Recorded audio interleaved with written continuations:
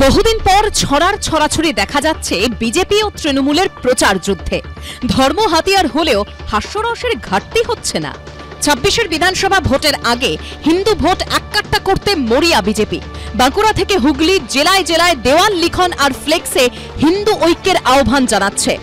তার পাল্টা মঙ্গলবার হিন্দুত্ব দিয়েই বিজেপিকে বিত্তে কলকাতা ও জেলায় এই সব হোর্ডিং ও ফ্লেক্স লাগায় তৃণমূলের আইটি সেল।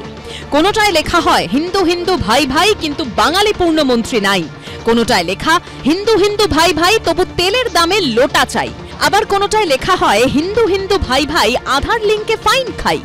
বুধবার তৃণমূলের পাল্টা সল্টলেকে ফ্লেক্স লাগালো বিজেপি। কোনোটায় লেখা হিন্দু হিন্দু ভাই ভাই, সামনে রামনবমীতে সবাই এক হওয়া চাই। কোনোটায় লেখা আছে হিন্দু হিন্দু ভাই ভাই, রাজ্যে পুলিশের সুরক্ষা চাই।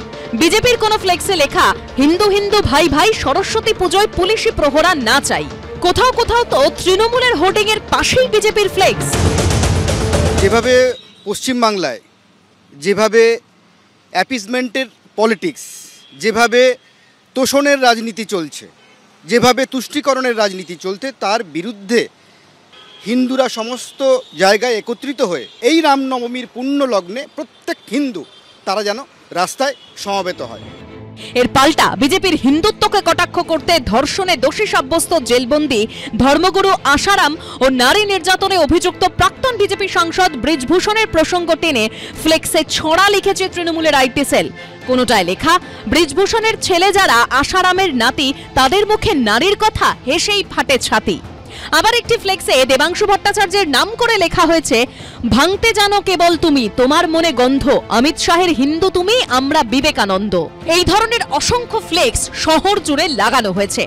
করুণাময়ী এলাকাতেও তৃণমূলের মিডিয়া ও আইটি সেলের তরফে এই সব পোস্টার দেখা যায়। আপনি যদি পশ্চিমবঙ্গের হিন্দু বাঙালি আমরা যারা, তাদের প্রত্যেকের ঘরে ঘরে যান, হয় একটা রামকৃষ্ণদেবের ছবি, নয় একটা বিবেকানন্দের ছবি, নয় একটা মা শারদার ছবি। ফলে স্বাভাবিকভাবেই ওদের কাছে অমিত শাহের হিন্দুত্ব, আমাদের কাছে বিবেকানন্দের হিন্দুত্ব। এটা হচ্ছে নাম্বার 1। আর নাম্বার 2, নারী নিরাপত্তা নিয়ে যারা পোস্টার দিচ্ছে। আপনার ব্রিজভূষণ আমার যে অলিম্পিক জয়ী ভারতের মুখ উজ্জ্বল করা বোনেদের অত্যাচার করেছিল, সেই ব্রিজভূষণ তো অত্যাচারটা হিন্দু বোনেদের ওপরেই করেছিল। কি শাস্তি হয়েছে? এদিকে লেকটাউন এলাকায় বুধবার দেখা গেছে বিজেপির এই পোস্টার, যেখানে লেখা হিন্দু হিন্দু এক হই, রাস্তার সংস্কার চাই, যা কিছু বেআইনি বন্ধ চাই। হিন্দু হিন্দু ভাই ভাই, এটা তো একটা পজিটিভ স্লোগান। এতে তৃণমূল কংগ্রেসের এত গাত্রদাহ হচ্ছে কেন?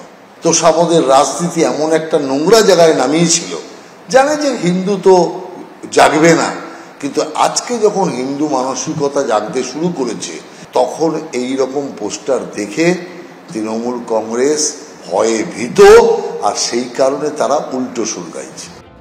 এদিকে বাঁকুড়ার পর হুগলিতেও হিন্দু ভোট চেয়ে দেওয়াল লিখন শুরু করেছে বিজেপি। সপ্তগ্রাম বিধানসভার পোলবা দাঁতপুর ব্লকে দেওয়ালে লেখা হয়েছে হিন্দু হিন্দু ভাই ভাই, 2026-এ বিজেপিকে চাই। কোথাও লেখা হচ্ছে হিন্দুরা বাঁধো জোট, পদ্ম ফুলে দাও ভোট। বাঙালির বুদ্ধিমত্তার ছাপ বরাবরই উঠে এসেছে স্লোগানে। কখনো স্লোগান উঠেছে পুলিশ তুমি যতই মারো, মাইনে তোমার 112। আবার কখনো কেউ খাবে কেউ খাবে না, তা হবে না তা হবে না। একটা সময় কংগ্রেসীরা কমিউনিস্টদের কটাক্ষ করে স্লোগান দিত চীনের কাস্তে হাতুড়ি, পাকিস্তানের তারা। এরপরেও কি বলতে হবে দেশের শত্রু কারা? আবার বামপন্থী ছাত্ররা দেওয়ালে লিখত যখনই জনতা চায় চাকরি ও খাদ্য, সীমান্তে বেজে ওঠে যুদ্ধের বাদ্য। নকশালপন্থী ছাত্রদের স্লোগান ছিল ভোট ভোট করে কারা, সাম্রাজ্যবাদের দালাল যারা। রাজনীতিতে এই বুদ্ধিমত্তার লড়াই কি ফিরতে চলেছে? অর্ণব মুখোপাধ্যায়, সৌরভ বন্দ্যোপাধ্যায় ও আশাবুল হোসেনের রিপোর্ট, এবিপি আনন্দ।